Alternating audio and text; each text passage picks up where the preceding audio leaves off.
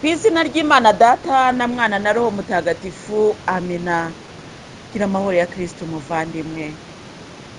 Uyu munsi rero ni uwa kane mutagatifu, ni umunsi ukomeye muri Kiliziya Gatolika, kuko ni wo munsi twibukaho iremwa ry'Ukarisitiya, iremwa ry'ubusaseridoti, ni amasakaramentu akomeye cyane muri Kiliziya Gatolika. Birashoboka rero ko abantu abatayizihiza birumvikana baba batabiha agaciro, ko twebwe turakabiha kubera yuko tuzi ko ari ijambo ry'Imana. Uyu munsi rero uwa kane mutagatifu tugerageze kwinjira muri iri remwa ry'Ukarisitiya, twumva uko byagenze mbere yuko tuza gukomeza n'ivanjiri y'ububabare bwa Yezu nk'uko twayitangiye. Muvandimwe ugana mu ijuru, mbere yuko twinjira muri ibyo byose hari ubutumwa Yezu yampaye kuguha. Ubwo butumwa rero butewe n'iki? Butewe n'uko mu minsi ishize habaye kugushya kwa Kiliziya i Paris. Njye narabibonye numva birambabaje cyane.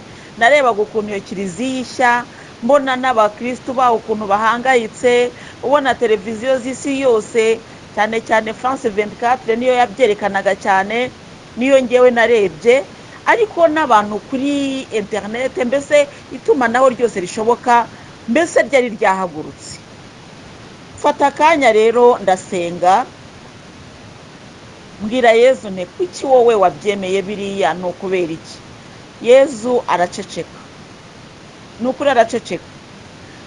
Ndongera ndamubaza nteko se Nyagasani, buriya koko iriya Kiliziya ko ariko ari hashize akanya, iriya Kiliziya ko wabyihoreye igakomeza igashya, wenda hari ugiye se kuyizimya, bigiye kugenda bite? Ako kanya umuvandimwe abaranyandikiye arambwira ati no kuyizimya byananiranye ku buryo bategereje kwishya igakongoka. Ndavuga nako se Nyagasani Yezu, umusubu koko uburi mu biki koko, buse koko, mbese nkumva n'ukuri birababaje pe. Yezu rero yaranyihoreye ijoro ryose, ariko bukeye mu gitondo arambwira ngo ninsenge nsabire isi. Ndasenga, arambwira ati se ko mwakoze isengesho ryo gusabira Kiliziya, urumva hari urubanza wifiteho? Ntoya, mwasabiye Kiliziya ku kaga ifite n'akayitegereje. Ni nayo amagambo yavugiwe Kibeho. Ntabwo rero agaga gategereje Kiliziya ari agategereje ziriya nyubako. Ati niyo mpamvu nakwihoreye, ntabwo ari uko ntabibonye, ijya gushya narabirebaga, ariko njyewe narababwiye ngo ikimbabaje ntabwo ari amatafari, si amabuye. Ariya ni amabuye, ati bazongera bayisane. Ati humura reka nkubwira, ati zasanwa, abantu bazahagurukira kuyisana. Ariko ninde muntu ushobora gusana umutima washenguwe n'ibyaha? Arambwira ati dore isi yuzuye ibyaha, abantu baracecetse. Ubutumwa bwa Kibeho abantu ntabwo bari kubuzirikana uko bikwiye, ariko inzira igushya abantu bahagurutse, birakomeye cyane. Ati bari kwicara mu nama zitwa iz'abakomeye, bakajya inama bakavuga bati birakwiriye ko abantu bemererwa gukuramo inda, itegeko rigasinywa. Amategeko ku isi yose akaba yemejwe yuko uzahamwa n'icyaha iki n'iki azicwa. Ibyo bikaba birazwi mu buryo mpuzamahanga, bakaba barabimenye, ariko bakirengagiza yuko nababariye umugore wafashwe asambana. Hari yafatiwe mu cyaha, ariko naramubabariye. Iyo rero abantu bicaye bari gusinyira ko inda zikurwamo, bagasinyira yuko uzatwara inda adashaka agomba kuyikuramo, bagasinyira yuko umuntu bazabona arembye bashobora kumwica nta kibazo, bagasinyira yuko ubwicanyi, intambara zigiye kubaho, abantu bakavuga bati dutere inkunga igihugu iki n'iki kugira ngo kivune abanzi. Ati ubwo ngubwo njyewe nibwo mbona ku ngoro y'Imana ku isi iri gushya. Ati mwe mugiye mureba ariya matafari, ariya mazu, biriya bikoresho byakozwe n'ibiganza by'abantu, birahiye muvuza induru, ariko ibikoresho byakozwe n'Imana ubwayo mu kiganza cyayo birashya, abantu bakicecekera. Abantu barica abandi bakicecekera. Ugasanga ku isi hariho kwirwa bajya impaka bavuga ngo ariko ngo ubundi ngo koko ngo ibi ngibi ngo tubyite iki. Ugasanga ibintu byabaye ku mugaragaro, nayo mahanga adashobora gutabara ngo atabara bari gupfa abatabare. Ati ibyo bigafatwa nk'ibisanzwe, nta nubwo banabishyira no ku mbuga nkoranyambaga bakabishyiraho babyise ibintu byoroheje. Ibyo ati ako niko kaga ijuru ribona mwese. Ati nawe ariyamaza azubakwa humura, biriya byo bizongera byubakwe, ariko umubabaro uterwa n'ibyaha bikorerwa mu isi nta n'umwe, nta n'ibinyamakuru, nta na televiziyo biteye ikibazo.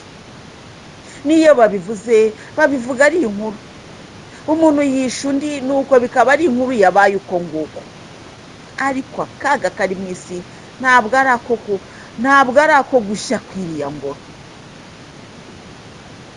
Icyo igisubizo Yesu yambwiye, kandi arambwira ati ubimbwirira abo muri kumwe muri uru rugendo ni ati be kubinjiji nk'uko n'abandi bagiye babinjiji bakibwira ko gushya ko kwa Hekara ati narabivuze ko nshobora kuyisenya nkayubaka mu minsi 3. Abantu batangira kunyishyiramo ngo ndatukanye, ngo mvuze nabi, iriya ngoro yubatswe igihe kirekire igakoreshwa ibikoresho bikomeye kandi bihenze, none aratinyuka akavuga ko yayisenya akayubaka mu minsi 3. Ati bo batekerezaga iyo nzu yubatswe n'ibiganza by'abana b'abantu, ariko ingoro iri wowe, ingoro iri uriya muvandimwe wawe yirakomeye cyane. Iyo niyo ngoro ikomeye, kuko biriya ni ibintu byakozwe n'ibiganza by'abana b'abantu. Abo bana b'abantu ntabwo bahiye, abo bana b'abantu barahari, bari buze kongera bisuganye. Arambwira ngo abarishtekte bazahoraho, abubatsi bazahoraho, ngo abantu bazongera bisuganye bubake. Kandi biriya bikorwa n'abantu baba babifitemo inyungu mu buryo bwabo. Arambwira ati biriya mwibitindaho, ati mwasenze musabira kiliziya, nti rwose twarasenze. Ati kibeho siho wari uryamye usengera kiliziya, nti rwose byabaye rero. Ati ni kimwe mu bimenyetso bigaragaza ukuntu isi yifashe nabi, ariko biriya ntabwo nta rarume yasonnye mu ijuru, ntayo. Arambwira ngo ariko se ubundi mubabajwe n'iki? Za kiliziya ziri gukinga hirya no hino, ahari tabernacle hari kuba za salle de spectacle, hari za boîte de nuit, kubera ko kiliziya zitagifite icyo zikorerwamo. Ese mubabajwe nuko hahiye tabernacle? Ningewe tabernacle nta mashusho yararimo. Ati humura, ati nkunda ikuzo ryanjye, ati nanjye yo nza kubona ari ibintu bifitiye isi akamaro sinari kwemera ko bigenda kuriye. Ariko ni ibintu biriho abantu bahinduye nk'ibisanzwe. Ati ubwo rero no gushya kwa kiliziya bakagombye kubona ari ibisanzwe, kuko no gutezwa cyamunara kwa kiliziya no kugira ngo kiliziya yindukemo sare abantu babifata nk'ibisanzwe. Ariko se ubundi abantu bababajwe n'iki? Ati ubwo rero bagiye kwisuganya ngo twongere tuyisane. Ati icyo bashaka ni icyo kintu kizakurura ba mukerarugendo kikabazanira amafaranga, ariko si ikuzo ry'Imana ibahangayikishije. Ati urabyumva? Ndabyumva. Ati humura rero, nturizwe n'ibyo ubona, ahubwo mukomeze gusabira isi, kandi mukomeze gusabira abanyabyaha b'isi yose, kuko umunyabyaha upfuye ni nk'iriya kiliziya ibihiye, umuntu wica undi ni nk'iriya kiliziya ndetse irutiriya mu ijuru ibihiye. Mwebwe rero mubona igikorwa cy'ibiganza by'umuntu kikabababaza, ariko igikorwa cy'ibiganza by'Imana mukumva kigomba gutambuka kitanasakuje bikarangira. Muvandimwe ugana mu ijuru, ibwo ni ubutumwa Yesu yampaye kuguha. Ko nafashe igihe ndabisengera, kuko yarantegetse ati fata umwanya ubisengere. Ndabisengera.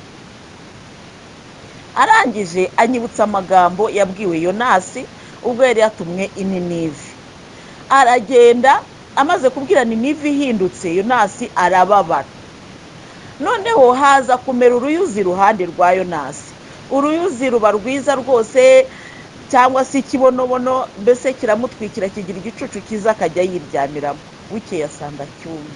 Yonasi arababara cyane. Noneho Imana iramubwira iti wowe ubabajwe n'iki giti kimezwa n'ibiganza byanjye, kimeza kikaba cyagwaye igicucu. njyewe nabura kubabazwa nte n'ubwoko bwanjye buri guhira ku isi? nabura kubabazwa nte n'abana banjye? niko Imana ikubwiye. ubabajwe na kiliziya yahiye, nabura nte kubabazwa na roho z'abana bicwa? wowe ntibyakubabaje? wowe niwe wafashe umwanya wo kugenda uvuga uti yo kiliziya yahiye, yari kiliziya nziza rwose, ibintu byakomeye, ibikuba byaracitse mu isi. nabura nte kubabazwa na roho zicwa zizira akarengane mu isi? arambwira ngo hari abantu bagifite imanza mu mitima yabo kandi baburana ibidafite shinge na rugero. ati ibyo ngibyo byabura bite kumbabaza niba abantu bisha abandi kandi abantu bagashaka yuko bihera bikarangira, nuko bikarangira gutyo. ati nabura nte kubabara? igikuba gihora gicitse mu ijuru kubera yuko abantu bica abandi. byabura bite kumbabaza ko ingoro zanjye mu isi zikomeje gutwikwa? ati icyo ndeba si ingoro yubatswe n'ibiganza by'abantu. ati ibikoresho byayikoze biriya bizongera biboneke, bongere babirundarunde babishyireho. ariko icyo ndeba, ese nibabikora izasengerwamo? ese hari abaza baje gusenga? niko Yezu yambwiye, kandi koko bimubabaje cyane. arambwira ati iby'abantu murabireba bikabababaza kubera ko hari inyungu z'isi bifite, ariko ibyanjye biragenda bigateshwa agaciro. ati kibeho narabibabwiye, kiliziya igiye guhura n'akaga gakomeye. akaga gakomeye ntabwo ari kiliziya y'amatafari, si kiliziya y'amabuye, si kiliziya inzu. kiliziya biriya ni ikimenyetso cy'ubutumwa bugenda butangwa ku isi ariko ntibwumvikane. uko mwabonye iriya ishya rero, niko n'izindi zizashya, niko n'abantu badashaka kumva bazagenda bashya. Yezu Kristo amaze kubimbwira, arambwira ngo mpumurize abamukunda kandi bamukomeyeho, mbabwire yuko nta gikuba cyacitse mu ijuru. mu isi igikuba cyaracitse. ni ukuvuga iyo mu kinyarwanda tuvuga ngo igikuba cyacitse, ni ukuvuga ngo ibintu biba byakomeye, mbese bikomeye, byabaye bya bindi bikomeye cyane. ati ubwo icyo gihe twe tuvuga mu kinyarwanda tuvuga ngo igikuba cyacitse, ibintu byakomeye. ati mu isi rero ibintu byarakomeye, ariko mu ijuru nta gikuba cyacitse. data yaravuze ati ese hari uwasengeraga muri iyo kiliziya? hari abantu benshi se barimo kuyisengeramo? gahunda yari hari ngo yari yo kuzajya kunamira ngo ikamba ryamo. ati ikamba rihari reka ndibahe. ikindi ikamba ntiryavuyemo, n'ibindi bikoresho bitagatifu byagiye birokoka. ariko icyo Nyagasani avuga si kiriya. abantu ngewe nigeze kubona rifite nagiye muri ayo mahanga akomeye. kiliziya mu Bufaransa bafite kiliziya nziza pe, bafite kiliziya nziza. ku bw'amahirwe mfite umusaza wanjye w'imfura y'iwacu ni umupadiri rwose. ni ukuvuga ngo ntabwo twagiye mu kiliziya mu buryo bwo gutembera, we twajyanaga aho yabaga agiye gusoma misa. narazibonye izo kiliziya, yaranembereje anyereka za kiliziya, anyereka inyinshi za ibihunyira nibyo byibera muri izo kiliziya. inyinshi inzugi zazo zatangiye guhirima kubera ko ntabwo zifungurwa. cyakora icyo nabonye kuri kiliziya zo mu Bufaransa, ngewe nabonye zaneye ubwoba kuko bafite umuco wo gushingura kuri kiliziya. ugasanga mbese mu myemerere yabo ko Abafaransa bari mu bantu bemeye Imana kera, kandi ijambo ry'Imana barigize iryabo. bemera yuko iyo umuntu apfuye agashyingurwa ahatagatifu nawe ajya mu ijuru. ibyo ntabwo ari igitekerezo kibi, aho ntabwo turi buhatinde. noneho ugasanga kiliziya ikikijwe n'imva, mbese ku buryo wabona yuko kuri kiliziya ari kwirimbi. hari akayira kinjira mu kiliziya gusa, ariko ukabona izo kiliziya inyinshi ntabwo zigisengerwamo. hari kiliziya twagiyemo kubera ko harimo umupadiri afite n'imfunguzo. hari kiliziya twagiyemo numva ubwoba buranyishe, ndamubwira n'icyo akora, ntiwibeshye ngo usige muri iyi kiliziya nakwiruka. wakunda uvuga ngo ugiye gushengerera, reka da, ibihungira nibyo biri kwiruka aho hantu. kiliziya yabaye itongo, ukabona ko iyo kiliziya nyine cyakora zubatse neza pe, ariko nta bantu bazisengeramo. njye narabibonye. Noneho ndavuga ko se Nyagasani Yezu usibi ni ibiki koko. Ikintu rero cyanambabazaga nuko ahantu aho twagiye tugenda henshi wasangaga n'abitwa ngo bari ku kiliziya babaga ari abo basaza n'abakecuru baje kwibuka babo bashyinguye aho ngaho, ukabona nyine n'umuntu w'umukecuru cyangwa n'umuntu w'umusaza waje kwibuka uwe uri aho ngaho mu buryo bwo kujya nko kumusengera, ariko ubona nyine abajene ntawe, ni ukuvuga ngo abakiri batoya ntawe. Ugasanga rero naho yagiye anjyana wenda kunyereka muri za kiliziya zigifite imbaraga zitwa ngo zirakora, ugasanga ni ya kiliziya ifite abo bantu b'abakecuru n'abasaza baba bakora iyo mirimo yo ku kiliziya, ariko udashobora kubona abantu bakiri batoya bitabira iyo mirimo ya kiliziya. Ibyo bikerekana rero yuko ubukristo bugenda butakara kugeza naho za kiliziya zahindutse amatongo. Noneho Yezu rero yambwiye ati ko wazibonye ziriya kiliziya, urabona kuguma kuzirebera mu isi hari icyo bimaze? Ati ziramutse zisenyutse ariko abantu bakagira Imana mu mitima, ati njye ntacyo byaba bintwaye. Ubwo rero hari ahantu nagiye mu misa muri Eglise ya Sainte Marie Madeleine, ubwo ni kiliziya mbese irimo ibisigazwa bya Mutagatifu Maria Madalena. Iyo kiliziya ni nziza pe, ni nziza rwose, nziza cyane, ariko twasanze barimo kuyivugurura. Ariko noneho ikintu cyantangaje nuko mu gihe twebwe twari turi mu misa hari abantu abo bita abaturiste, abantu baje nyine gutembera mu buryo bwo kureba aho hantu. Hari abo bantu rero bagenda bazenguruka mu misa, ugasanga twebwe mu gihe turi mu isengesho rwose birakomeye, abandi bari kugenda bareba amashusho, ubona ko mu by'ukuri ari abantu baje kwisurira kiliziya bakikomereza urugendo. Ukabona ko icyo kintu cyitwa ubukristo cyasigaye mu mateka. Ayo mateka, izo kiliziya zari zifite amateka, zari zifite ibimenyetso bya kera, n'icyo ngicyo bayizisigariyeho. Ariko icyitwa amateka aricyo kintu cyonyine gitumye iyo kiliziya ibaye iri aho ngaho, ku buryo no mu byababaje wenda muri iriya yahiye baravugaga bati yari ifite amateka, yari ibitse ibimenyetso by'amateka. Ese ayo mateka atajyana abantu mu ijuru? Erega ni amateka y'isi, ariko amateka y'ukuri najyana abantu mu ijuru. Muvandimwe ugana mu ijuru rero, ngewe ndakwifuriza kugira amateka kujyana mu ijuru. Haleluya! Amateka, haleluya! Amateka akubwira ko Yezu ari mwiza, amateka akubwira ngo ubukristo buri kugenda businzira. Kanguka, haleluya, kanguka. Yezu yambwiye ngo nkubwire muvandimwe, ati ubutumwa natangiye Kibeho narabutanze mbuha abana babonekewe, ariko nawe kuva bwakugezeho. Ngewe ubwo yambwiraga ariko nawe muvandimwe, kwambwira ati umbwirira abana kuva bwakugezeho, ni ukuvuga ngo nawe wabaye intumwa y'ubwo butumwa. Haleluya! Wabaye intumwa y'ubutumwa bwa Kristo mwese. Ubwatangiwe Kibeho. Abenshi mwarambwiye muti Kibeho ntiturahagera, Kibeho ntituhazi, Kibeho turahumva, abandi mwarahageze, abandi mwarahize. Mbese uko wabuze Kibeho, uko se waba utayizi, uko waba wifuza kuhagera, banza wifuze kugeza Kibeho mu mitima y'abantu, kuko Kibeho si umusozi kurusha uko ari ubutumwa. Ibyo murambisubiramo. Yezu rero arambwira ati ababonekewe naho baceceka, naho uyu munsi bafunga umunwa bakaba badashobora kuvuga, ntago bukwiriye guhagarara ubutumwa bwa Kibeho. Ntago ishapure y'ububabare igomba kuzima kubera ko uwayihawe atakivuga. Mwebwe abamenye ubwo butumwa muri intumwa zabwo ku isi yose. Ubwo rero nibwo yambwiye ati izo shapure zitangwe, zishyirwe, ndetse iyo shapure ivugwe mu ndimi zose.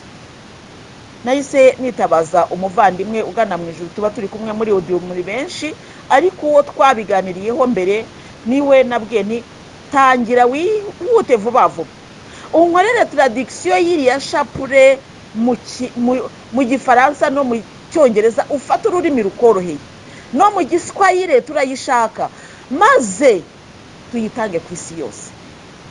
Arambwira ati ariko ati hari uburyo isanzwe itraduje mu buryo bwo mbese abandi bagiye bayitradwiza. Ndavuga ariko Nyagasani ntabwo ari icyo cyonyine ashaka ko tuyitradwiza, arashaka ko tunashyiramo n'ubwo buryo bwacu bwo kuzirikana. Kuko reka nkubwire muvandimwe, iyi shapure y'ububabare kuyizirikana ushobora ubundi Bikira Mariya arashaka ngo uyihuze n'ubuzima bwawe bwa buri munsi. Naho nuyizirikana uvuga ngo mubyeyi wababaye ngo icyo gihe uzumva ko byaheze icyo gihe, ariko ntubizana uyu munsi uraza gusanga ko n'ubwo bubabare nawe bugufitiye akamaro. Abantu benshi rero bari kugenda bakunda ishapure y'ububabare kuko basanzemo ubuzima bwabo bwite. Haleluya. Muvandimwe ugana mu ijuru rero birakwiriye ko wumva ko iyi shapure igomba kwamamazwa kandi nawe ukaba mu bayamamaza, kuko uzakorera Kristo mu isi nawe azamugororera. Birashoboka ko wavuga ngo ngubwo se namwamamaza, ntago wabura uko ukora kugira ngo yamamazwe. Ntago umva reka nkubwire, niba uvuga uti ndashaka ko Kristo yamamazwa, jya ku mavu mubaze uti Yezu urashaka ko nkwamamazana, azabikubwira. Njyewe hari byinshi cyane akomeza kumbwira, nkavuga ni ntago ndi bubikubwire muvandimwe, ufata ibyo ushoboye kwakira, kuko ninkubwira byinshi wenda biri buze kukuremerera. Njyewe nukuri mbitse byinshi. Haleluya. Mbitse byinshi, ariko nkubwiza ukuri, nubwo twasomye ngo abana b'ikibeho babitse amabanga menshi, njyewe sinza yariyo babitse, ariko njyewe nkubwiye amabanga mbitse ya Yezu, nta banga na rimwe ryica. Na rimwe ryica ntaryo, nabanga ryo kuvuga ngo ngiye kwica abantu ntaryo, ahubwo arambwira ati ndashaka ko abantu bakira. Ayo niyo mabanga. Njyewe buri wese agira amabanga ye, burya ntabwo waba waravuganye na Yezu ngo udafite ibanga. Rirahari nanjye ndarifite, ariko ibanga mfite rya Yezu niryo gukiza abantu. Haleluya. Ntabwo ari ryo kwica. Kubw'ibyo rero wishaka guturumbura Nataliya ngo mubwire ngo nayahe mabanga ubitse ugira ngo abitse amabanga yo gupfa kwawe. Woyapi amubitse amabanga y'ubwami bw'ijuru, n'amabanga meza rero. Kandi wibuke ko Yezu aje kutumenera ibanga rya data, kandi yarayatubwiye. Ayo yatubwiye rero ko yatubwiye urayitumenya nayo yabikije abandi. Nawe yakubwira ngo hari igihe bizagenda gutya, nukuvuga ngo abavuga ati niba tihana bizagenda gutya, ariko icyo ashaka cyane nuko abantu bihana. Haleluya. Abantu nibihane kugira ngo bitagenda gutya, kuko se kibibwa arahari. Ariko muvandi, ubu hari ibanga rindi riruta ibyahishuwe wakumva. Ese ibyahishuwe byo urabisomuka byumva, urabisobanukirwa ukumva icyo Nyagasani avuga. Muvandi mwugana mu ijuru ufata iryo banga ry'ibyahishuwe. Twabonye mu byahishuwe harimo byinshi, naho amabanga agenda abitsa abantu ku giti cyabo. Nashaka ko iryo banga abantu barimenya azajya ribabwira, nashaka ko rimenyekana azajya ribabwira. Ko hari abantu bagiye bapfa bafite wenda nk'ayo mabanga. Njyewe ku ruhande rwanjye natanga urugero rwa Salima Vestina twarabaye. Nukuri hari igihe kinini yajyaga ambwira ariko ati kuki abantu bifuza kumenya amabanga mbitse, ahubwo nako se ubundi amabanga ubitse nayahe. Ati rega abantu nibihane, ati abantu nibasenge, ati sari ibanga riruta iryo ngiryo. Abantu iryo si ibanga ariko mbese iyo wumva ibanga ngo Bikira Mariya cyangwa Yezu yabikije abana, wumva ugize iyo byiswe ibanga bihita bitangira kuba amatsiko. Ariko njyewe Yezu Kristo ageze akambwira ati ngiye kukubitsa ibanga nti yego, nuko akankorera nk'ikintu yarangiza akambwira ati iri ni ibanga nti, ubwo rikaba ryitwa ibanga kuri njyewe kugira ngo ntarivuga. Ariko mu nyigisho akambwira ati bambwirire gutya na gutya, nkababwira noneho njyewe uko mbikubwira nkumva birasa na ryabanga yambikije. Ariko ntambwire ngo babwire ko ari ryabanga mbameneye. Iyo yari kubikije ryitwa ibanga riba ari ibanga. Ariko kandi burya ibanga umuntu afite wabonye Yezu ntabwo ari ibanga ryo gupfa kw'abantu. Reka dufate urugero. Yezu Kristo agize gutya afasha umuntu wari urwaye cyangwa se wari impumyi, aramukijije. Arangije aramubwira ati ariko ntugire ubibwira. Ubwo no kuvuga iki ni ibanga. Ese muvandimwe ugana mu ijuru wasomye iyo vanjiri, urumva iryo ari ibanga ribi? kuba yamukijije se ni icyaha, ni bibi se? ariko iyo abyise ibanga, ubwo wowe wabwiye ati ntugire uwo ubibwira, ubwo biba byabaye ibanga. kandi reka nongere nanjye nkubwire, wa muntu ngewe wenda tuvuge niba nari impumyi nkaba nahumutse, naho ntabivuga, wowe uba wabibonye. ni ukuvuga ngo kuri ngewe wabikorewe kandi wahawe ayo mabwiriza kutabivuga ni ibanga. ariko kuri wowe uri kubireba ntabwo bikiri ibanga. ni ukuvuga ngo ngewe bibaye ibanga kuri nge, ariko si ntabwo bikiri ibanga kuri wowe. kubera iki? icyo Nyagasani yakoze nicyo ugomba kubonesha amaso wowe nawe ugasingiza Imana. haleluya! ukabona ko Imana iri ku ngoma kandi ukabona ko Yesu ari kugira neza. amina. nuko rero ukabona ko bitakiri ibanga.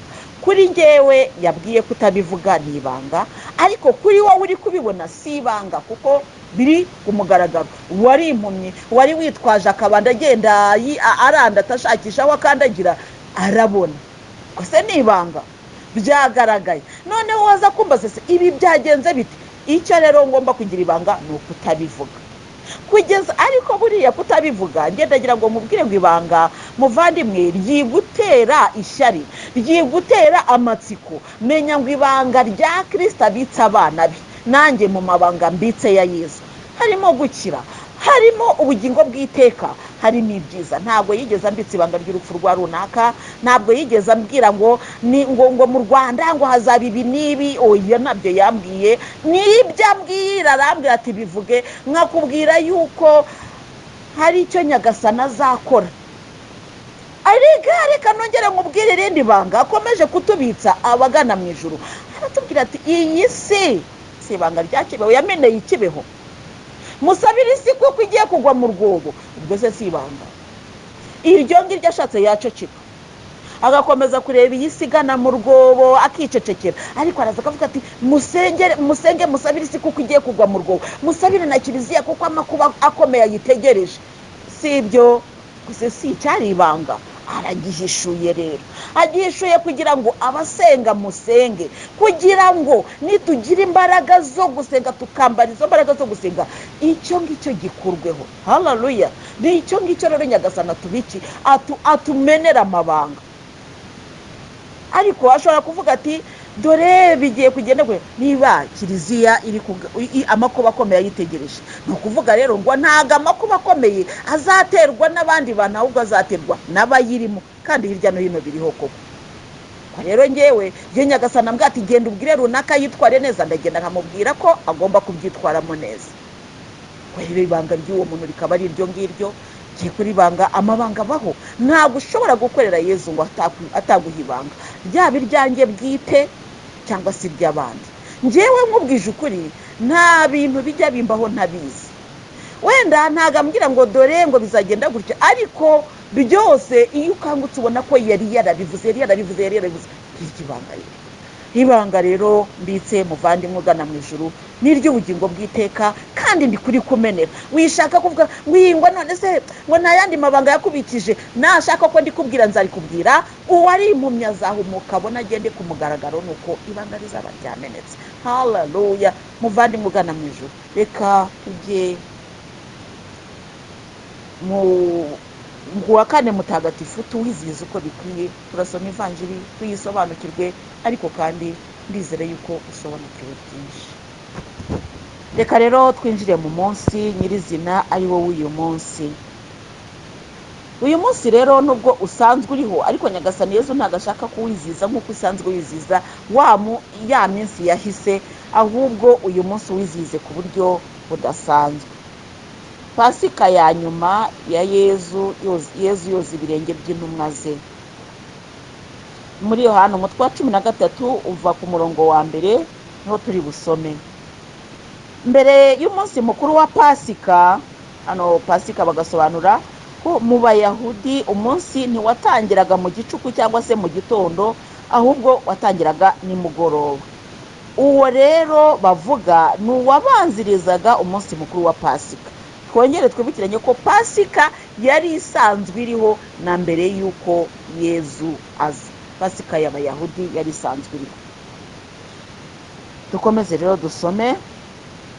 Yezu amenye ko igihe cye cyageze cyo kuva kuri iyi si agasanga se, uko yagakunze abe bari mu isi abakunda byimazeyo.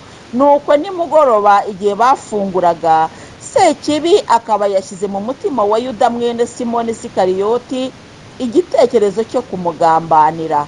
Yezu azirikanye ko se yamweguriye byose, ko yaturutse ku Mana kandi akaba ariyo asanga, niko guhaguruka ava ku meza. Reka twongere tubanze tuganira aha ngaha. Ni ukuvuga ngo Yuda agiye gukora ibyo yari agiye gukora, ni Sekibi wari wamwinjiyemo. Aha rero bigahura na bya bindi nakubwiraga muvandimwe, ni naho bari gupfa badakoze uwo murimo. Yuda yari afite Sekibi, uwo Sekibi niwe wakomeje kumwinjiramo agambanira Yezu. Amaze no kumugambanira, wa Sekibi ntiyamuhaye agahenge, ahubwo yaramwishe. Ni ukuvuga rero ngo Yuda yagiye kuwo yakoreye. Ninde? Ni Sekibi yakoreye icyo gihe yari agiye kugambanira Yezu. Tutararenga aha ngaha, hari ikindi gisobanuro Nyagasani yambwiye kukubwira. Yezu asubizaho ugutwi kwa Marikusi twabisomewe ejo. Yezu yambwiye ngo nkubwire yuko adashobora kugendana nawe ukomeretse, naho waba udashaka kumwumva, naho waba udashaka kugendana nawe, ariko we ntashobora kwemera kujya ku rugamba ukomeretse. Mbere yuko mugendana arakomora. Marikusi rero ahagarariye abantu Yezu agirira neza ariko bagakomeza kwinangira. Ariko kandi ntabwo Yezu yagendana n'umuntu ufite igikomere, kandi ibyo bintu twarabiganiriye mu minsi ishize. Icyo rero Yezu yari yambwiye mu gitondo cy'uyu munsi ngo mbikubwire. Ubwo niyo mpamvu mbikubwire. Umunsi ndi gutegura audio, ni ukuvuga ngo ni gitondo cy'uyu munsi, ariko zizakugeraho ejo wa kane. Mu gitondo cy'uyu munsi kwa gatatu rero ari naho ubwo ndi gutegura izi audio, nibwo yambwiye ngo mubwire ayo makuru. Nuko dukomeze rero dusome.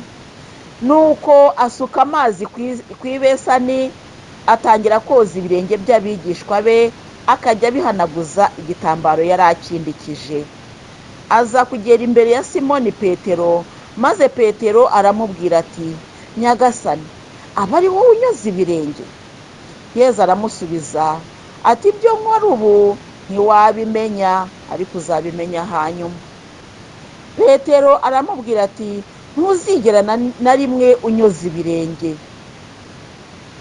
Yezu aramusubiza ati, ndamutse ntakogeje ntuzagira umugabane hamwe nanjye.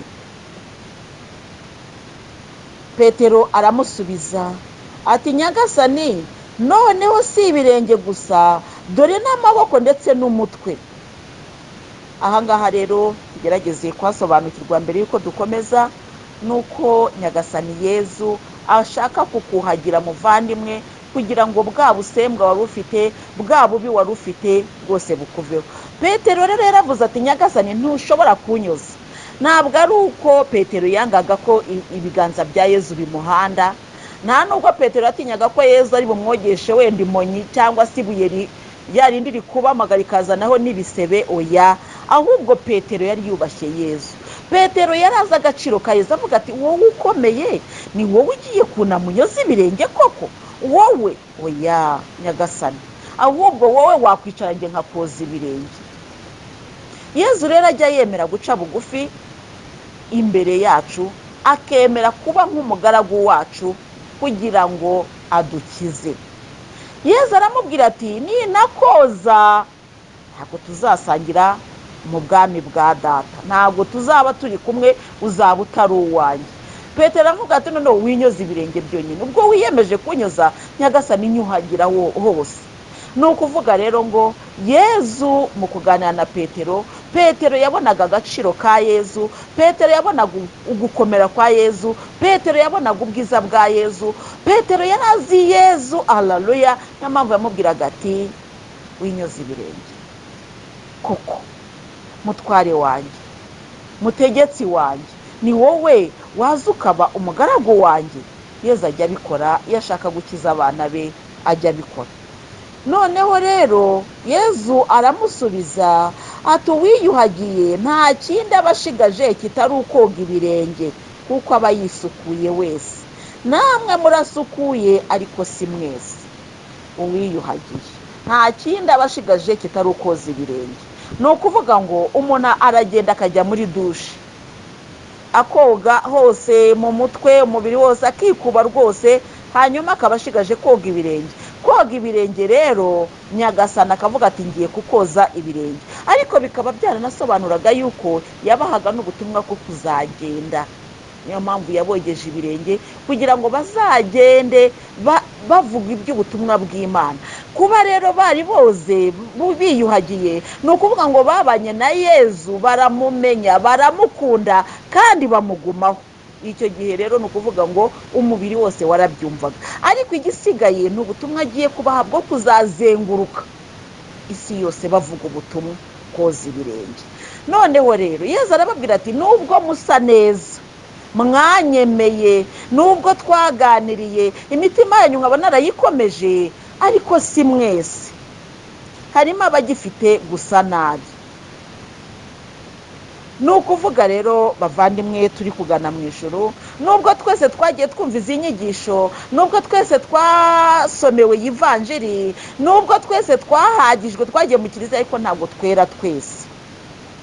Harimo abantu bumva izi nyigisho bakihutira kuzipinga, harimo abumva izi nyigisho bakihutira kuzisebya, hari n'abazumva bakihutira gukora icyo basabwa. Ni ukuvuga rero ngo twumvira hamwe ariko ntitwakira kimwe, kandi ibyo bizahoraho iteka, kuko no mu bigishwa ba Yezu basangiye nawe, bagendanye nawe, harimo uwamugambaniye ari we Yuda.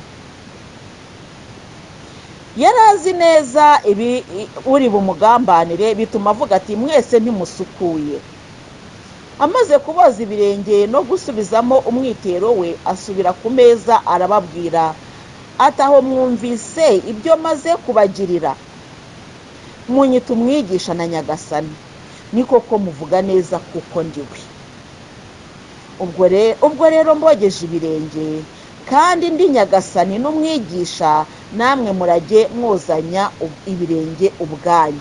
Ni ukuvuga ngo niba umwigisha kwigishije, niba umutware yemeye guca bugufi, namwe murajye mucirana bugufi, namwe murajya mwigishanya, namwe murajye mufashanya, buri wese agira icyo amarira mugenzi we, kugira ngo ubwami bw'ijuru bwamamare.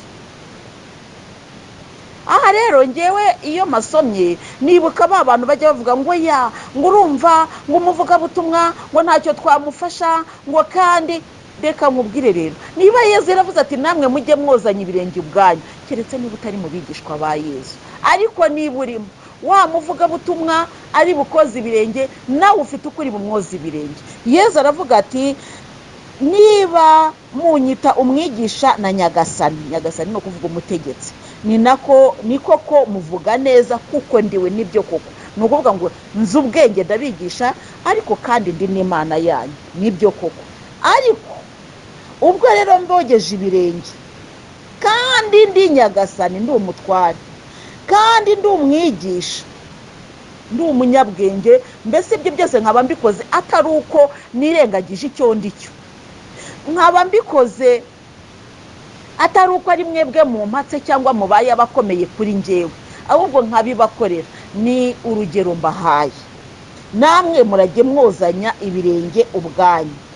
Ni urugero mbahaye kugira ngo uko nabagiriye abe ariko namwe mugirirana ubwanyu. Ndababwira ukuri koko, nta mugaragu usumba shebuja, kandi intumwa ntisumba uwayitumye. Ubwo mumenye ibyo, muzahirwa nimubikurikiza.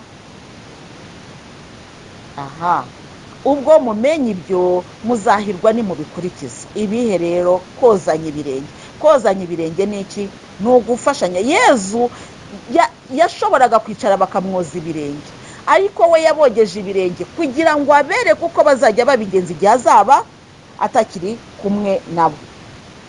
Noneho rero Yezu Kristo amaze kubikora, amaze kuboza ibirenge, arababwira ati ibi mujye mubikorerana ubwanyu, mutitaye ku cyubahiro mufite, mutitaye ku cyo muri cyo, ahubwo mwitaye ku ikuzo ry'Imana, mucirane bugufi bamwe ku bandi. ngo ubwo mumenye ibyo muzahirwa nimubikurikiza. Ubwo mubimenye muzahirwa nimubikurikiza, ni ukuvuga ngo nukurikiza icyo ijambo ry'Imana rivuga uzaba uhirirwa, uzaba ugiriwe neza, uzaba uri umuhirwa. Simvuze mwese, abo natoye ndabazi, ariko ibyanditswe bigomba kuzuzwa ngo uwo dusangira umugati niwe wanteye umugeri. Mbaburiye hakiri kare bitaraba, ngira ngo umunsi ibyo byabaye muzemere ko ndi uriho. Ndababwira ukuri koko, uwakiriye uwo ntumye nijya aba yakiriye, kandi unyakiriye aba yakiriye uwantumye. Ijambo ry'Imana, dushimiye Imana. Aya magambo rero turangirijeho ari buze kudusobanura impamvu yo kwakozanya ibirenge, ari nayo mpamvu nakubwiye ko yabozaga ibirenge ategura ubutumwa bagiye kuzajya bakora bagenda bazenguruka. Arangije arabwira ati uwakiriye uwo ntumye nijya aba yakiriye, kandi unyakiriye aba yakiriye uwantumye. Urumva rero ko koza ibirenge bibaye kubohereza mu butumwa, bibaye ikimenyetso cy'uko bagiye guhaguruka bya birenge akaba abikesheje. Ni ukuvuga ngo bazagenda mu mutwe no mu mutima barabirangije kwemera, ariko kandi kwemera ukicara ntabwo uba uri umwigishwa wa Yezu. Emera kandi uhaguruka ugende. Nibyo nakubwiraga, n'abana bahawe ubutumwa ikibeho, ariko si bo bari kubwamamaza. Natwe haguruka muvandimwe wamenyesha pure y'ububabare, uyibwire n'abandi. Haguruka muvandimwe uzi rozari, uyibwire n'abandi. Haguruka. Kandi Nyagasani yaratworohereje guhaguruka, noneho si ukugendesha ibirenge gusa. N'irivuga ubutumwa riri ku mbuga nkoranyambaga naryo ni ubutumwa, ni ibirenge, ni ukugenda. Icyo Nyagasani ashaka ni uko twamamaza ubutumwa. Haleluya. Simvuze ngo ni mwese, abo natoye ndabazi. Ushobora kuvuga uti Nyagasani yarazi ko Yuda azamugambanira. Abo natoye ndabazi. Icyo Nyagasani avuga hano ni iki rero, reka tucyumve nacyo. Ntabwo Nyagasani yashyizemo navuga ngo ubwivangure, ntabwo yavanguye abatora n'abadatora. Oya, abo natoye ndabazi. Ni gute rero? Ni ukuvuga ngo nabahaye ijambo ryiza, nabahaye ibyiza. Sinashatse no kugira n'umwe nzimiza, ariko utarashatse kubyumva ntabwo ari kugahata. Icyo ijambo rivuga, abo natoye ndabazi, ni ukuvuga ngo ni bande? Nabumvise ijambo nababwiye kandi bakahatira kurishyira mu bikorwa. Nabo natoye. Ni ukuvuga Yezu ari kuvuga ngo abo natoye nabo nabwiye bakumva, ariko abatarumvise ntabwo bandenganya kuko nababwiriye hamwe n'abandi. Urumva muvandimwe, abo natoye ndabazi. Hari igihe abantu bagenda kuri iri jambo akavuga ngo murerese ko Nyagasani ngo aba yatoye abazi, ngo ubwo Yuda ntiyarenganye. Ntabwo yarenganye kuko Nyagasani igihe yigishaga yamubwiriraga hamwe n'abandi. Byarashobokaga cyane ko Yuda ahinduka, byarashobokaga cyane ko avuga ati ariko nyamara ibintu ngiye gukora sibyo, mbivuyemo. Byarashobokaga. Ntiyigeze ashaka rero kumva Yezu. Ngiki cyo Nyagasani yavuga. Abo natoye ndabazi ni ukuvuga iki? Abo nabwiye ijambo ry'Imana bakihatira kurishyira mu bikorwa, abo nibo ngewe natoye. Kandi ibyo nababwiye ndabizi, ntabwo nababwiye amahomvu. Sinigeze mbabwira iby'akaga, nababwiye iby'ubugingo bw'iteka. Abo nibo natoye. Ngo ariko ibyanditswe bigomba kuzuzwa, ngo uwo dusangira umugati niwe wanteye umugeri. Kuko Yezu yarazi ko bigomba kubaho, ariko kandi uwo ngo ugiye kumugambanira akaba ari umuntu wari umuzi rwose. Kandi basangiye byose, nta na rimwe yigeze ajyana abigishwa be ngo bajye kurya Yuda asigare. Ndetse bavuga yuko Yuda ari nawe wari umubitsi, niwe wari wahahaga, niwe wari umubitsi wabigishwa ba Yezu. Ni ukuvuga ngo Yezu na ba 12, Yuda niwe wari ushinzwe guhaha, niwe wari ushinzwe ibyo byose. Ariko kandi Yuda nawe yabonaga ko bigoye. Kubera iki? Mu bubiko bwo kwa Yezu nta kintu cyabaga kirimo. Ntabwo Yezu yari afite konti iriho amafaranga Yuda yajyaga kubikuza ngo azahahe, kubera ko yaje yicishije bugufi kandi ari umukene. Ntabwo yari kujya agenda n'amaguru kwa kundi ngo aba afite konti iriho amafaranga. ni nayo mpamvu yigishije gusenga avuga ati ifunguro ridutunga uriduhe none, nguko uko Yezu yaje kwigisha ifunguro ridutunga uriduhe none. Ntutegereze ko niba ufite stoke nini ari bwuza kuba ufite byinshi. Yuda rero yabuze ikintu bita kwizera. Yezu yakomeje kujya akora ibitangaza akamwereka nuko nubwo nta kintu bafite ariko bakarya, akabona ko nubwo ntacyo bafite ariko nta nzara bagiraga. Ndetse n'ikimenyimenyi hari igihe cyageze Yezu atubura imigati, kandi agiye gutubura imigati baramubwiye bati Nyagasani isezerera aba bantu batari kuko nta kintu bari burya. Ariko Yezu yarazi icyo ashobora gukora. Niba yaratubuye imigati ba bantu yambaga ikarya igahaga ikanasagura, yananiwe gutubura imigati koko ngo we n'abigishwa be barye? Ntabwo yari abinaniwe kuko ubwo bubasha yari abufite. Yuda rero we ntiyashakaga kumva ko ubwo bubasha Yezu afite aribwo buri buze kubagaburira. Akavuga ati ndabona stoke nta kintu kirimo. Wibuke wa mupfakazi w'Iserabuta yari afite agafu gakeya ariko kakomeje kugenda kiyongera. Yuda rero ahagarariye abantu bagira gushidikanya.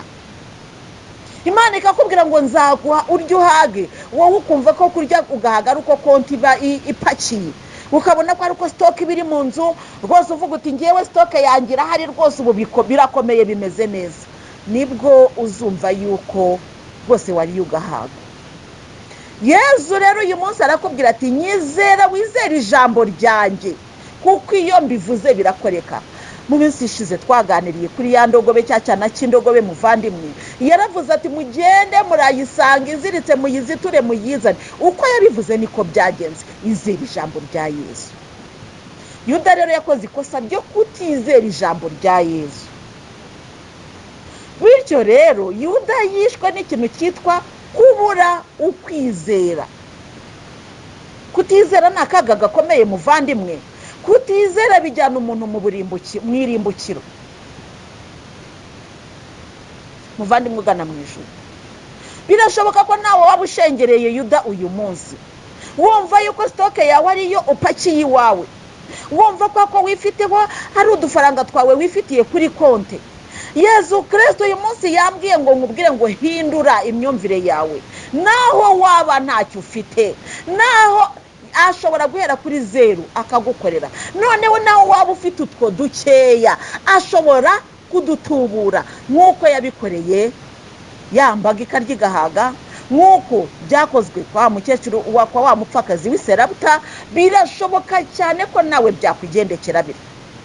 Agahera kuri duke ufite akagutuburira, cyangwa se agahera kuri zeru ufite akaguha. Ko Nyagasani ajya agobora.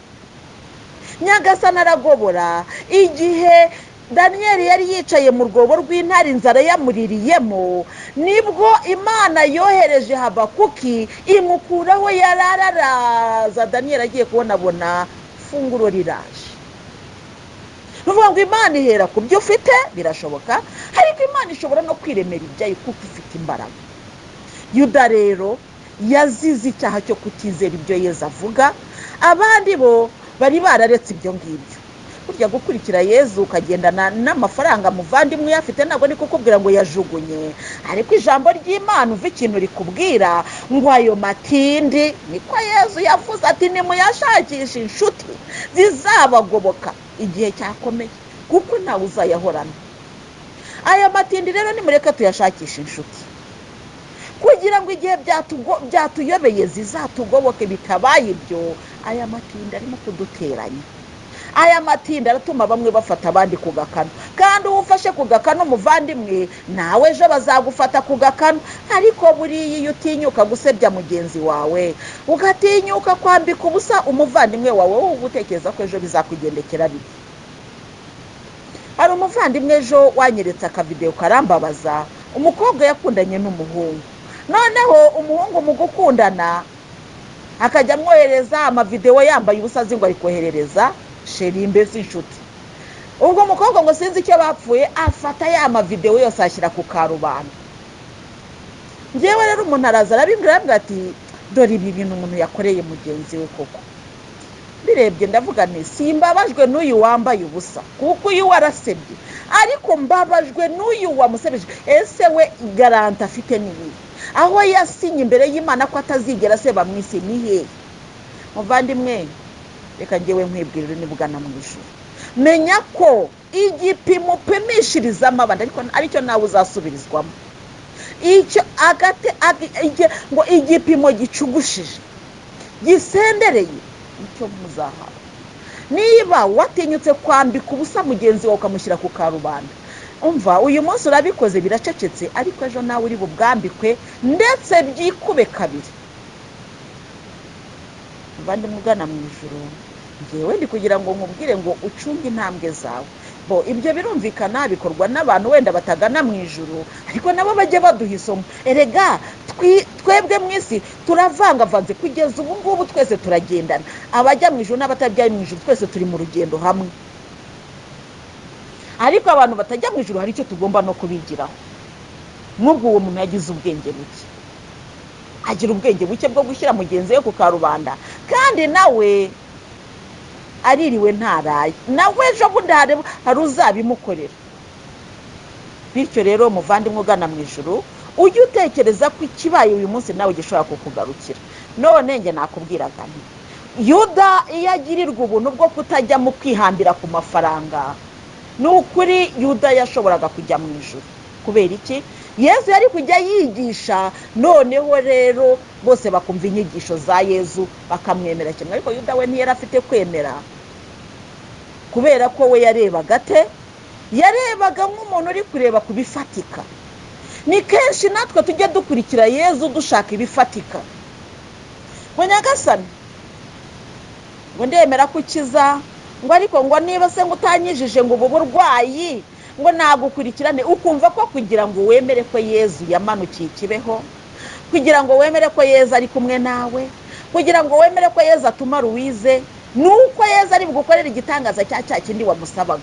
Nikidakoreka si Yesu. Ariko ndagira ngo nkubwire ngo hahirwa bemera batabonye. Kuko wa wundi waje Tomasi akamubona, akabona kwemera, ni nawe wari waraje Tomasi atagombye gusaba ibimenyetso, yari kumwemeza atagombye kumusaba ibimenyetso. Tomasi we, noneho wemeye kuko mbonye, kuko wakojeje ibiganza byawe muri za nkovu, kuko niho wemeye. Hahirwa bemera batabanje kubona. Kuko nujya gusaba Yesu ibimenyetso arabiguha pe, ariko urahirwa ni wemera utagombye gusaba ibimenyetso. Yuda rero ahagarariye ba bantu bemera uko babanje kubona. Yuda ahagarariye ba bantu badashobora kwizera ijambo rya Yesu, ba bantu bashaka kugendana na Yesu mu byo babara. Ngo ngewe ngo mfite ngo amafaranga ya naya, ngo ayangaya ngo ashobora kumaza iminsi 3, ugahita usinyira yuko iyo minsi 3 uri buyimare. Ariko kandi muri iyi minsi mu buhamya bw'amaturo turi gutanga, tukwagiye tubona ukuntu Imana iguha ihereye ku busa. Niba wari ufite igiceri cy'ijana ukagitanga ukavuga uti nsigariye aho, Nyagasani akaza ukatanga igiceri cy'ijana, akazana umuntu uguha 10,000. Ngewe ibyo ni ibintu byagiye bimbaho kenshi kandi nawe muvandimwe bikubaho. Bityo rero Nyagasani abashaka kugira ngo akubwire ngo wikwizere uhereye ku byo ufite, izera Imana, ibindi byose irabyikorera kuko ubwo bushobozi irabufite. Muvandimwe ugana mu ijuru, ntabwo nzasarara, ntabwo nzasarara utarumva icyo nshaka kuvuga. Kandi njye narakubwiye ni nta nubwo nzaguhisha, ntabwo nta banga mfite ryanjye bwite, naryo yarambwira ati icyo nzakubwira hiherereye ujye ukibwira abandi mu ruhame, igikiza ubugingo bwawe muvande nzakikubwira. Naho wabifata nk'ubujajwa, ngewe mva mu Kinyarwanda avuga ngo umugayo uvunugaya ugawa yigaramiye. Ngewe nuvunwa n'umugayo uzanshyiraho, ibyo birakureba, ariko nzaba nakoze icyo Yesu yambwiye. Ikiruta wowe wangaye aho kugira ngo Yesu azangaye. Niba Yesu yarambwira ati icyo nkubwiriye ahiherera ujye kivugira ahagaragara, wowe ukaba ufite uburyo ubuzima bwawe wabwubatse ukavuga uti ngewe sinavuga ibi n'ibi byanjye, noneho ukaba ushaka ngo nkore ugushaka kwawe, ntabwo ari wowe wampamagaye ngo ntume, ni Yesu wampamagaye. Bityo rero ninguha ubuhamya bwanjye, ninkubwira ibyambaye ujye umenya ngo nambaye ubusa, mwambariye ubusa ariko kugira ngo ubashe kugera mu bwami bw'ijuru. Muvandimwe ugana mu ijuru we, ntabwo nzaguhisha inzira ijya mu ijuru, sinzanaguhisha uburyo Nyagasani atabara, sinzanaguhisha uburyo arengera be. ntabwo Nyagasani azagukiriza mu buryo wowe wibwira gusa. hari igihe utaka akakwihorera, hari igihe yemera ko ya ndwara iguhitana, nk'uko Lazaro yapfuye ariko Yezu akabaza icyo ari bukore. buriya ushobora kuvuga ngo kubera ko Lazaro yapfuye ngo urumva ngo ntabwo Nyagasani ngo yarazi icyo ari bukore kuko yaramuzuye kandi birakunda. Haleluya. Muvandimwe ugana mu ijuru we, ndagira ngo nkubwire ngo reba kuri Kristo niwe Mana yacu, wireba kuri Yuda. Yuda yaza kureka icyo cyitwa amafaranga agakurikira Yezu amuhaye byose, ntabwo ibyo byose byari kumubaho. Yuda yagize igishuko cyo kugambanira Yezu kubera ko yari afite ukwizera guke. Aravuga ati aya mafaranga ndi kuyabarayo nkayabona, ariko kwizera ngo aravuga ngo ibiryo biri buboneke turye, mbona imifuka irimo ubusa, nta makara yo gucana dufite, cyangwa se wenda nta gaze, urareba ibyo ukoresha, cyangwa se wowe icyo ukoresha iwawe nta gihari, nta biryo bihari, none se barambwira ngo turi burye gute? Yewe ndi kubona arimo kutubeshya, reka njye kwirwanirira. Ubwo mu kujya kwirwanira niho Yuda yagiye kugurisha umwana w'Imana kugira ngo abone ibiceri. Ariko Yuda we burya mu kugambanira Yezu ngo arazi ko Yezu mu bubasha afite, ko yaramuzi, yarazi ko mu bubasha Yezu afite ari bubacike. Yuda akaba akijije ya mafaranga, ariko kandi n'uwo yatangaga akaba yabacitse. Yezu rero basubiye inyuma bikubise hasi, aho yari aryamye ngo wenda niwe ntiyanapfuye kuko yakomeje kuvugana na Yezu.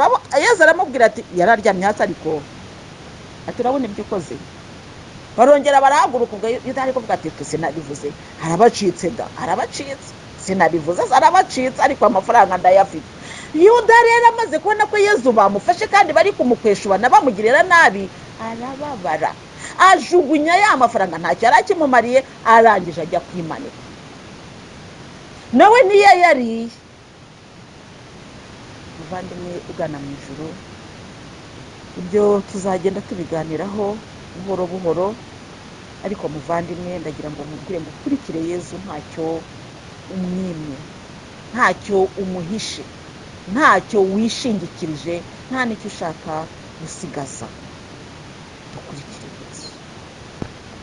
Yuda rero kuba yari umubitsi dushobora kubisanga mu ivanjiri yanditswe na Yohani umutwe wa 13 nyine umurongo wa 28. Ariko mubaraho ku meza ntihagira umenya ikimuteye kuvuga ibyo, kubera ko Yuda wa 29, kubera ko Yuda yari asanzwe ari umubitsi. Bamwe bakeka ko Yezu yashatse kumubwira ngo ajye kugura ibyo munsi mukuru, cyangwa se ngo agire icyo aha abakene. Ijambo ry'Imana, dushimiye Imana. Yuda rero yari umubitsi, ntabwo ari ibyo mpimbye biko bimeze, ariko mu bubiko bwe yabonaga nta kintu kirimo. Noneho rero avuga ati umunsi mukuru wa Pasikuraje, nta kintu dufite, ubu se biragenda bite? Yuda rero nk'uwari navuga ngo yari responsable w'imirire cyangwa w'imibereho yabo, we niwe warushinzwe kubijera yego, ariko si we warushinzwe kubishaka. Ngo Yezu yari yamuhaga akayabika, abona rero nta kintu bafite, avuga ati ubu biragenda bite koko? Ubwo rero ntago mu yandi magambo ntago twarenganya Yuda ukuntu yabitekereje, avuga ati ubu biragenda bite, nk'umuntu wabyibaza niba ntacyo abana bafite cyo kurya, ubu se ndagirane. Ibyo nibyo bijya bidutera rero imihihibikano, tukiruka dushakisha igitunga bacu. Ariko Yuda ikosa rikomeye yakoze nuko atigeze yemera ijambo rya Yezu ngo avuga ati reka ntuze ntegereze, niba ngombwa kubwirwa cyangwa kuburara ngo turabyakira, none se ubu nagirana. Aho rero ahubwo akora iki? Akora ikintu cyitwa kwirwanirira, ajya gushakisha. Muri kwa kwirwanira rero arahemuka. Kujya duhemuka mu kwirwanirira, Yezu tubabarire mwami w'amahoro, tubabarire aho twagiye duhemuka kubera kwirwanirira. kutemera, kudategereza no kudashaka kumva ugushaka kwawe bijya bituma twijujuta, bijya bituma duhora tukurakariye tuvuga ngo ntacyo tumariye. Mwami muzima, tumaze kubona ko kutumva ijambo ryawe, kudategereza icyo wavuze ngo gisohore, biba ari ukuramya Yuda. Kubw'ibyo mwami w'amahoro, ndakwinginze kugira ngo ushyire imitima ihindutse mu mitima y'aba bantu turi kumwe muri uru rugendo. Buri wese ategereze ijambo ryawe, ategereze igihe uzabikorera, ategereze igihe uzabisohoreza, kuko icyo gihe kirahari. Twumve Nyagasani Yesu. Muvandimwe ugana mu ijuru, dukomeze tuganire. Uyu munsi uriho amasakaramentu abiri. Ubwo rero ni umunsi wo koza ibirenge, akaba ari nawo munsi yaremyeho Ukaristiya ndetse n'isakaramentu ry'ubusaseridoti. Reka rero tuganire ku kuntu Yezu yaremye Ukaristiya. Turasoma muri Mariko mu mutwe wa 14, Mariko umutwe wa 14 murongo wa 22. Yezu arema Ukaristiya. Nuko igihe bafunguraga, Yezu afata umugati, amaze gushimira Imana arawumanyura, arawubahereza, avuga ati, nimwakire, iki ni umubiri wanjye. Hanyuma afata inkongoro, amaze gushimira Imana arayibahereza, maze bayinyweraho bose. Nuko arababwira ati, iki ni amaraso yanjye y'isezerano amenewe abantu batabarika. Ndababwira ukuri, ntabwo nzongera kunywa ku mbuto y'imizabibu kugeza ku munsi nzanywera divayi nshya mu ngoma y'Imana. Ijambo ry'Imana, dushimiye Imana. Aya magambo rero kuri Pasika y'ubushize twayaganiriyeho tuyajya imuzi, kuko ni amagambo agaruka buri gihe mu gitambo cy'Ukaristiya, mu misa buri munsi turayaganiraho, bayavuga muri konsekrasiyo. Aya magambo rero ni amagambo yavuye mu kanwa ka Yezu ubwe. Iki ni umubiri wanjye ugiye kubatangirwa, iki ni amaraso yanjye agiye kumenerwa imbaga itabarika. Haleluya. Ubwo rero aho ngaho ndagira ngo nkubwire muvandimwe, iyo tuvuga ngo Yezu arema isakaramentu ry'ubusaseridoti, nuko aya magambo niyo umusaseridoti burya niyo magambo akomeye afite mu kanwa ke. Nubwo ngewe nyasomye muri Bibiliya, ariko ntacyo ahinduye. Ariko umusaseridoti yasubiramo ari imbere y'umugati ugahinduka umubiri wa Kristo. Ariko muvandimwe byumve we, niko bimeze, ni hame n'itegeko kandi. Haleluya. Yafashe umugati bari bahashye wari uhari, nubwo Yuda we yajyaga kugambana agira ngo arebe, ariko urumva umugati wo wari uhari, kandi uyu mugati bawusangiye Yuda atarajya kugambana. Ngo Yuda yashakaga iby'ububiko bw'igihe kirekire, ariko uyu mugati bari basanzwe bawufite. Yezu rero yahereye kuri uwo mugati Yuda yapinze, kuko burya Yuda ajya kugambana ashaka byinshi, si uko uyu mugati utari uhari.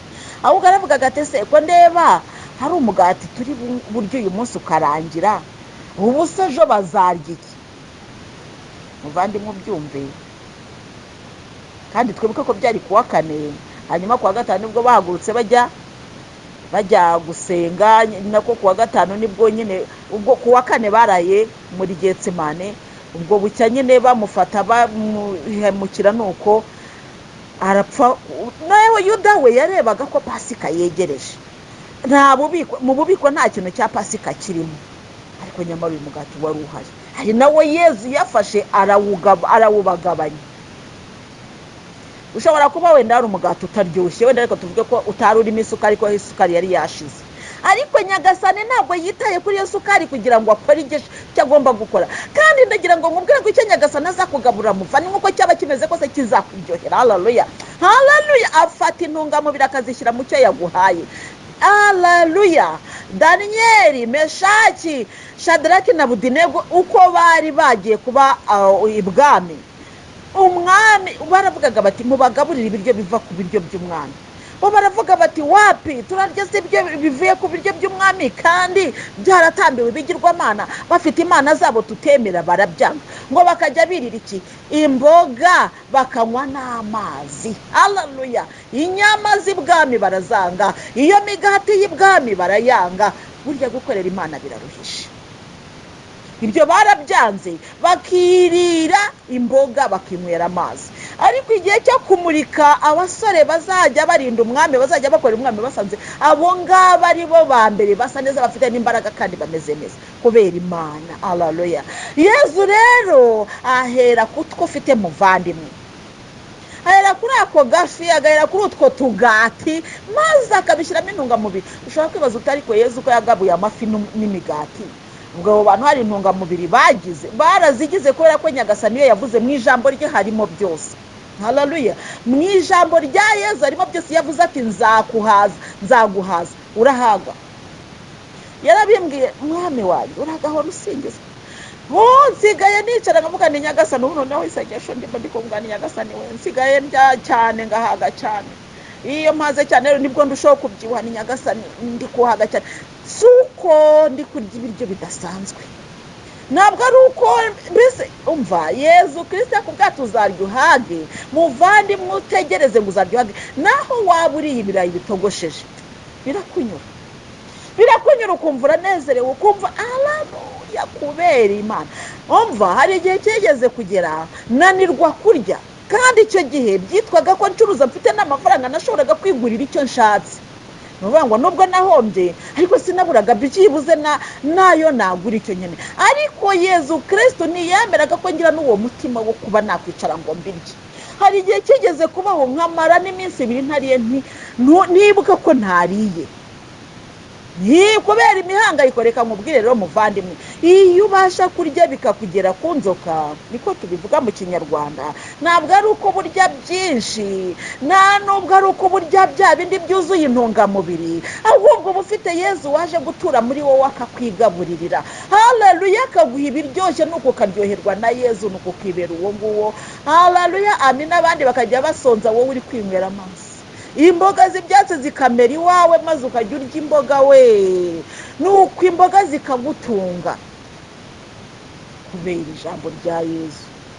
Erega aho Yezu ari byose birakunda, aho Yezu ari byose birashoboka, aho Yezu ari byose biremera. Haleluya.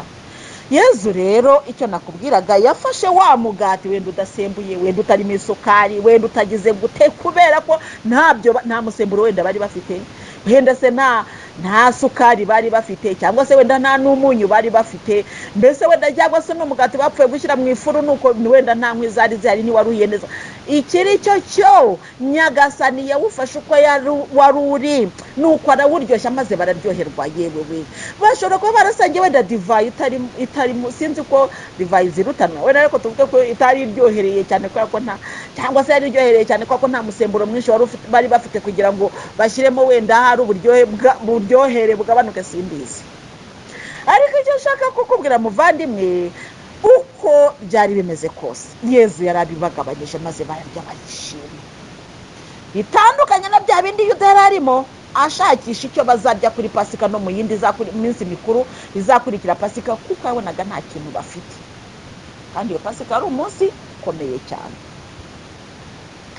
Yezu rero aravuga ati ngo yafashe umugati amaze gushimira Imana. Gushimira Imana tujye twumvikana ko ari ugusenga mbere yo kurya. Muvandimwe ubona ibiryo ugahita ushoramo intoki cyangwa ikanya utabanje gushimira Imana, yo ni amakosa.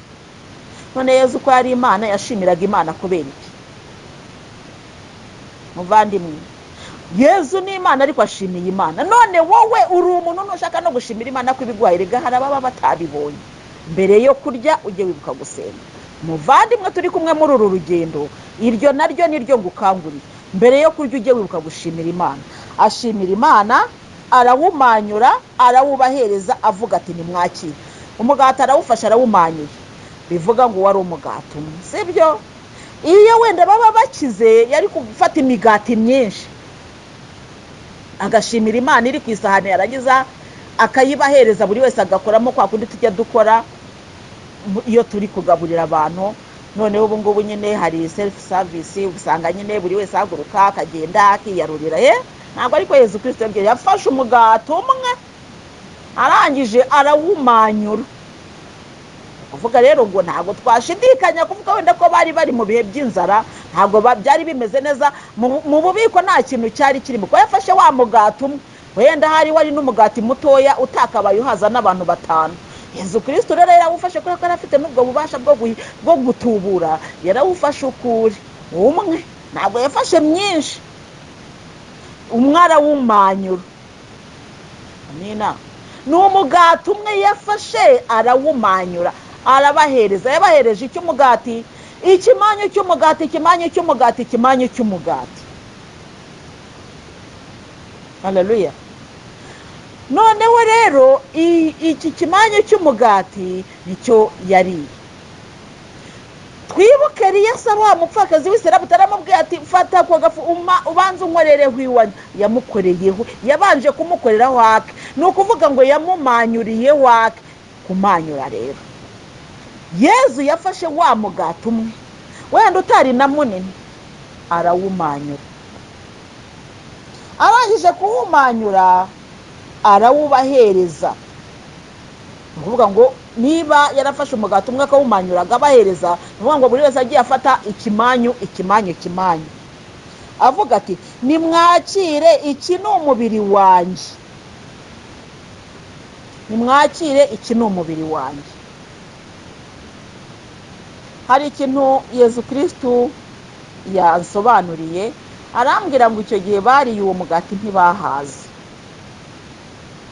Ku buryo bw'umubiri ntibahaze, ariko ku buryo bwa roho barahaze. Ngiye kuba gusobanura nk'uko Yesu yahansobanuriye. Ku mubiri rero bafashe icyo kimanyu bararya, ariko bumva mbese yaba hari n'ibindi bari kurya. Kuri roho icyo kimanyu bahawe cyababereye impamvu y'imbaraga no gukomera, barushaho gukomera kuri Yesu. Ku buryo igihe babwira ati rero nimuhaguruke tujye gusenga, barahagurutse batamaze ngo kose Nyagasani, cyane cyane ko n'aya magambo yababwiraga ari amagambo yo kubasezeraho. Ntibigeze bavuga ngo ariko Nyagasani ngo ubu kuko ngo dusezereye wiki, ngo ubuse kugiye ngo tuzasigara hehe, ngo ubuse ubu ngo natwe turigendeye. Uya umutima warakomeye. Haleluya. Bivuga ikirere ni kwa kundi tujya guhazwa mu kiliziya cyangwa aho dusengera. Hari abantu batari muri Eglise Katolika bari muri izi nyigisho. Iyo tugiye guhazwa cyangwa mu isangira ryera cyangwa ritagatifu, ntago tuba tugiye kurya umugati uri buduhaze. Kwa kundi tugenda dufite inzara ngo twicare turye we tuvuture, woya ufata ako kamanyu gatoya rwose unarya ukumva nawe ukagiye ufite inzara, wumva naho kagiye kuko ni gato cyane. Ariko kubera ko duhawe umubiri wa Kristo, roho zacu zirakomera. Ntabwo rero Yezu yahaye abigishwa be umugati barya ngo banahage. Yabahaye umugati mutoya wari uhari, yawumanyuyemo ibimanyu bingana na buri wese, kuko na Yuda yari akihari. Arangije arawubaha, bose baryaho. Ariko noneho muri kwa kuryaho nibwo Yuda, mbese ijambo ry'Imana tubwira ukuntu Yuda nyine yagiye kumugambanira. Ntabwo twahasomye, ariko harahari ukuntu yakojeje na Yezu umugati, nuko agahita haguruka ajya kugambana. Yezu rero agaburira abigishwa be, yafashe umugati umwe wari uhari arawumanyura, arangije abahereza buri wese agapande.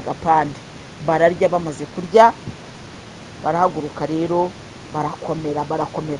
Hanyuma afata inkongoro, amaze gushimira Imana arayibahereza, maze bayinyweraho bose. Ntabwo twashidikanya kuvuga ko kwa Yezu bari bafite wenda ibikombe cyangwa se inkongoro, kuko inkongoro tugeranye n'igikombe.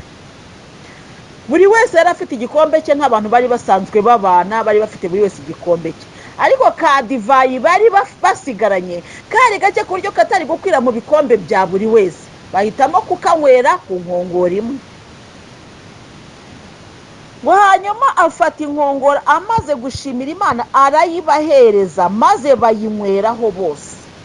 Ibi rero bijya bitera impaka, bamwe bavuga ngo yagaburiye ngo buri wese ku gakombe ke, undi ati ku gikombe kimwe, gasanga ngo amatorero amwe namwe yabigizeho ikibazo. Muri Kiliziya Gatolika twebwe tukaza gusanga rero iyo nkongoro imwerwaho na padiri wenyine, maze nabyo bikaba ibibazo. Ariko ibyo ntabwo ari byo ngewe naje gukemura uyu munsi, ngiye ndikwivugira iby'ijambo ry'Imana. Bayinyweraho bose.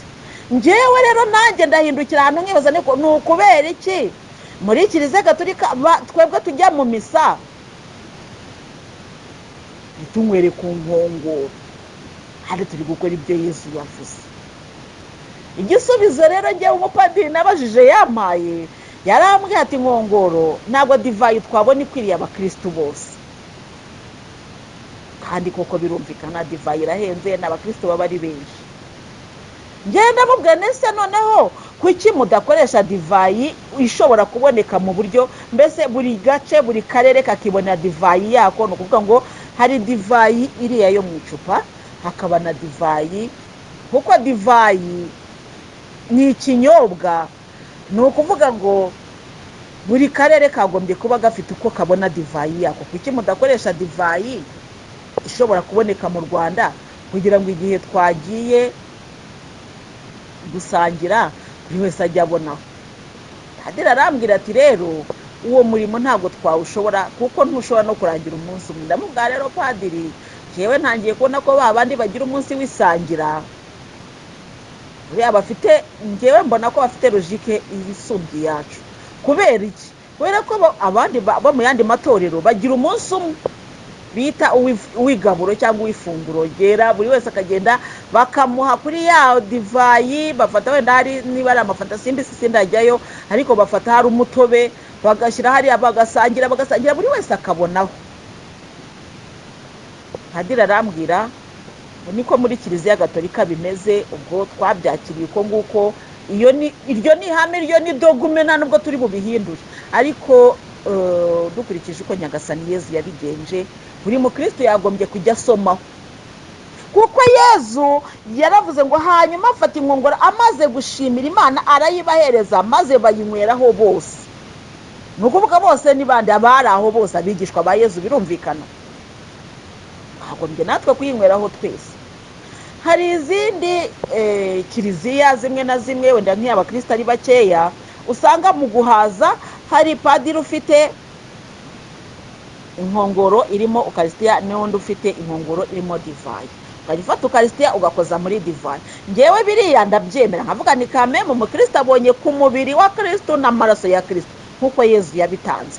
Ariko iyo duhawe umubiri wa Kristo gusa, ndavuga ariko muduhaye umugati, kandi Yezu yatanze, ntabwo Yezu yatanze umugati wonyine, yatanze n'uburisho. Yewe rero naragiye mbyibariza Yezu, ndamuganira aya makuru urayavuga wiki. Arambwira ati rega mwana wanjye, muracyari mu bicagase, mwihangane mutegereze, ngiye kuza nzanye ibyuzuye nibwo muzasobanukirwa. Hari ibintu mbese bituzuye bitari uko yarambwiye ati n'ingaruka hari ibyo nzaza kuvugurura, kuko njyewe mbabwira narababwiye ngo mujye mubigenza gutya munyibuka. Ubwo rero haba habuzemo akantu. Ngende umukristo Gatolika ndanabyemera rwose, mbyemera nk'uko Kiliziya ibitwigisha, kuko yabibwirijwe neza atabasha kuyobya no kutuyobya rwose. Aho ntabwo ndi buze kuhashidikanya, ariko ako ni akantu kazakosoka Yezu naza. Hari n'ibindi bizagenda bikosoka Yezu yarabimbwiye, ambwira ingoma mu Kiliziya ngo zigomba guhoraho, mbese ingoma zigahoraho. Hari amaparuwasi atagira inzogera, ubundi kera abantu bakangurwaga n'inzogera yo kuri paruwasi yo kwa padiri. Hari amaparuwasi menshi atagira inzogera, iyo nzogera igomba kuvugwa. Hari amaparuwasi, mbese hari ibintu byinshi bigenda bitakara mu bukristo. Yezu rero arambwira ati hari ibintu bimbabaza, ati ingoma zigomba gukora zigahora zitambirwa umwami w'abantu. Ese hari igihe mba ndi umwami, hari n'igihe mba ntari umwami. Ntoya buri gihe uri umwami ubuzirahereza, ibihe byose uri umwami. Ariko hari misa izitari iz'iminsi mikuru, nta ngoma nta kinta. Hakaba noneho na za ngoma z'iminsi mikuru duhora tuvuza. Yezu arambwira ati bigomba guhoraho.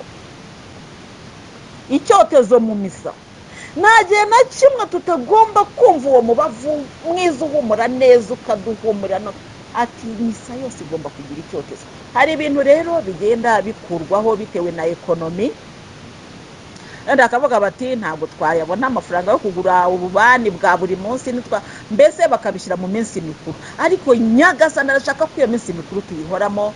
Ubwo rero abari muri Kiliziya Gatolika tubyemera uko biri, ariko tuzi neza yuko Nyagasani naza hari abyazavugurura natwe tukabibona. Yezu ari mu karisitiya rero nuko arababwira ati iki ni amaraso yanjye y'isezerano amenewe abantu batabarika. Ndababwira ukuri, ntabwo nzongera kunywa ku mbuto y'imizabibu kugeza ku munsi nzanywera divayi nshya mu ngoma y'Imana. Ibi twarabiganiriye. Yezu ntabwo azongera, birarangiye. Kugeza igihe twebwe tuzagendera maze tukajya gusangira nawe divayi nshya yo mu bwami bwe, kugeza igihe tuzajya turya umubiri we tukanywa amaraso ye ubudahagarara. Amina. Tugatungwa n'ibyo ngibyo. Nakubwiraga muvandimwe nti ntabwo Yezu yagabuye divayi babandi banywa ukagotomera icyaka kigashira. Oya, yahaye ikimenyetso. Ikimenyetso rero ntabwo gikorera ubwinshi, icyo cyasobanuye kirumvikana. Divayi yari nkeya ariko buri wese yasomyeho. Basomaho, buri wese asomaho. Ntabwo ari buri wese nuko buri wese aragotomera. Oya, buri wese yasomyeho. Nundi asomaho, nundi asomaho gake gake, kuko aravuga ati mukwirwe mwese. Muvandimwe ugana mu ijuru rero, hari ikintu tugomba gusobanukirwaho, nuko iyo duhabwa umubiri wa Kristo tugahabwa amaraso ya Kristo, ntago turira guhaga imibiri, ahubwo turira gukomeza roho, kuko ariyo Yezu aje gutabara. Imana yo mu ijuru rero niguhe kurushaho gusobanukirwa kane mutagatifu n'uwo nguwo isakaramento ry'ubusaseridoti riremwe rityo, kuko umusaseridoti niwe uvuga ayo magambo. Icyari umugati kigahinduka umubiri wa Kristo, icyari divayi kigahinduka amaraso ya Kristo. Nta wundi wabishobora. Uyu munsi rero haremwe isakaramento ry'ubusaseridoti, isakaramento rikomeye cyane. Twebwe abakristo gatolika twemera duhereye kuri aya magambo yavugiye muri Bibiliya, kuko Yezu Kristo ngo nuko igihe bafunguraga we n'abigishwa be, ntabwo ari we n'abandi bantu benshi cyane, ngo bugorobye. Reka tuhasome Mariko umutwe wa 14 umurongo wa 17. Bugorobye Yezu azana na ba 12. Nuko igihe bari ku meza barya, Yezu aravuga ati ndababwira ukuri, umwe muri mwe dusangira agiye kungambanira. Barya ibiryo bisanzwe. Nuko barashavura batangira kumubaza umwe ati bati mbese yaba ari jyewe? Arabasubiza ati ni umwe muri ba 12. Dore dukoreye ku mbehe rimwe, koko umwana w'umuntu aragiye nk'uko ibyanditswe bimuvuga, ariko haguwemeye kumugambanira. Ibyiza nuko uwo muntu aba ataravutse. Ubwo numva ko bakiri aho ngaho, nuko igihe bafungura rero, ubwo no kuvuga ngo na Yuda yari agihari, azi ko agiye kugambana, ariko aguma aho ngaho. Igihe bari bagiye kurya baryaga nyine ijambo ry'Imana ribivuga. Muvandimwe rero, icyo nashakaga kukubwira nuko Yezu arema isakaramento ry'ubusaseridoti ari kumwe nande na ba 12. Nicyo nashakaga kukubwira. Yabihaye ba 12 rero, kandi ibyo bazakora bizaba ari urwibutso. Ntabwo yabihaye imbaga y'abamuyobotse, ntabwo yabikoreye muri ya mbaga. Bivuga iki rero? Bivuga ngo yabihaye abo ba 12 gusa. Niyo mpamvu twemera iryo sakaramento ry'ubusaseridoti, tukaba twemera yuko abasaseridoti ari ku nkomoko y'abigishwa cyangwa aba 12 ba Yezu. Ubwo ni ba 11, kuko Yuda we yagiye kugambana, nta musaseridoti wakurikiye Yuda, ahubwo abasaseridoti bakurikiye ba 11. Nyuma mu byakozwe n'intumwa tuza kubona yuko intumwa zabonye ko kuba 11 ari umubare w'igiharwe, batora undi muntu wagombaga gusimbura wari warapfuye. Nuko ubufindo bugwa kuri Matiyasi. Matiyasi asimbura Yuda, barongera baba 12. Ariko Yuda amaze kugenda basigaye ari 11. Yezu ababonekera bari ba 11, noneho nyuma baza kwitoramo undi baba ba 12. Ayo ni amateka y'intumwa za Yezu. Ubwo rero muvandimwe ugana mu ijuru, dukomeze urugendo, tuzagerayo, kandi Imana iguhe umugisha. Mu izina ry'Imana Data na Mwana na Roho Mutagatifu. Amina.